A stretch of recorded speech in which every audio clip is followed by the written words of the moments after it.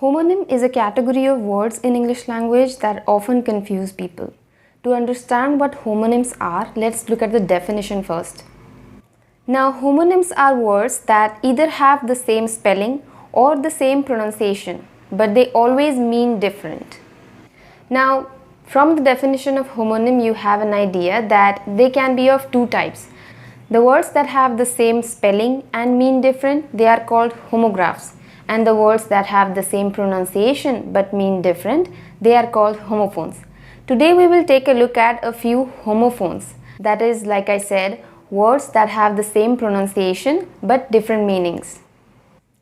So let's start with the first example. That is, accept and accept. Now the first one with double C means consent to receive or agree to receive. Basically to take in something. It's like when you say, they accepted my offer or I accept your apology. Now the second accept means not including or excluding or other than. When you say, the whole family went for a vacation except her.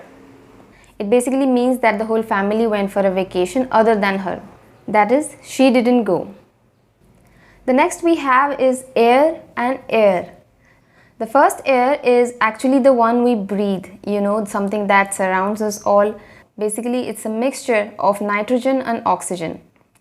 The second air is actually a person who is entitled to another person's property after their death. Basically, you can say that when you inherit the property of your predecessors, it means that you are their heir.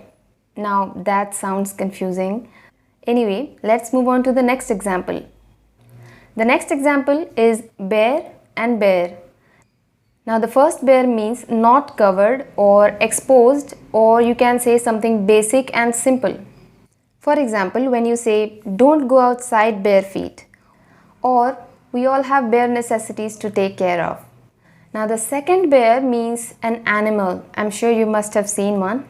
Now it also means to endure or to tolerate. I'm sure you remember the word bear with, the phrasal verb of tolerate. The next example is cell and cell. Now the first cell here means a small room or a compartment. When you say that our body is made of cells, or a cell is the smallest structural and functional unit of an organism, this is the one to use. And it also means a prison cell. When you are addressing a prison cell, this is the one you use. But the second cell means to give something to someone in exchange for something else. Most times it's actually money. The next example of homophones we have are the words sent, sent and sent. Yes, they are all pronounced the same. Now the first cent is actually a monetary unit in several countries. It's actually 1/100th of a dollar. But the second sent is the past and past participle of the word send. I'm sure you have used this word multiple times. Now the third scent is actually a distinct smell, especially something pleasant. It's a fragrance. It's actually something that you wear. By the way, if it's pleasant, you call it a scent. But do you know what to call it when it's unpleasant? You can call it an odor. Now the next example of homophones we have is chord and chord.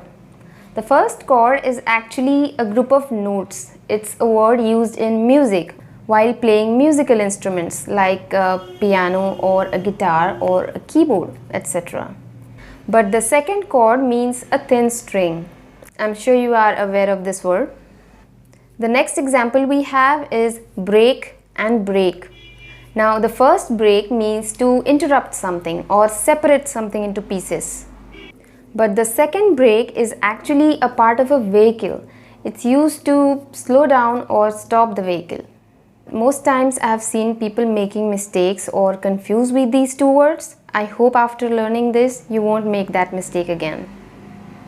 The next example of homophones is die and die. The first die means to stop living. I'm sure you all know that. And the second die means color, or if you use it as a verb, it could be to apply color. The next example we have is flower and flower. Now the first one is a flower, something that blooms on plants.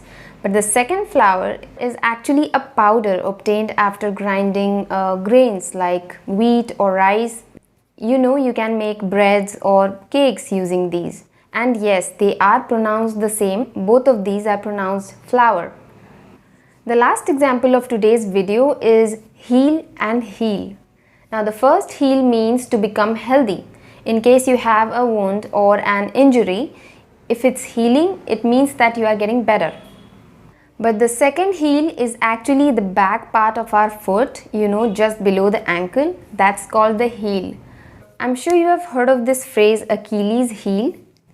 It's actually an expression to say one small weakness. So that's it for today, guys. In this video, we talked about quite a bit of homonyms or rather homophones. So with these words, even though people know how they are pronounced, they often mistake them while writing. They use the wrong word in a certain context. So I hope after watching this video, you won't make that mistake again. And if you like this video, then give it a like and subscribe to my channel. Thank you so much for watching. I will see you in the next one.